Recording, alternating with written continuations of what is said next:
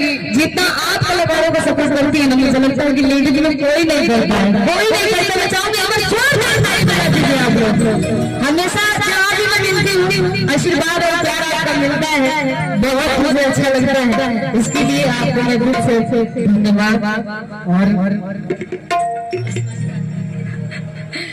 Thank you so much. और ऐसा सुंदर सुंदर माई के मूर्ति भी बनल बा, राजन भैया के टीम बा, वो आप लोग बजाओगे तो बड़ा मन लगेला। हमनी तो उसमें गा के कोशिश करीला, लेकिन मिजाज बन जाला, बड़ा अच्छा लगेला गाए में। ऐसी ऐसा भी हमरा बड़ी कहे सीखी तने भाई सब कोई जे कारण लगा दी देखा तने कि सब लोग बड़ा शांति से बैठेगा।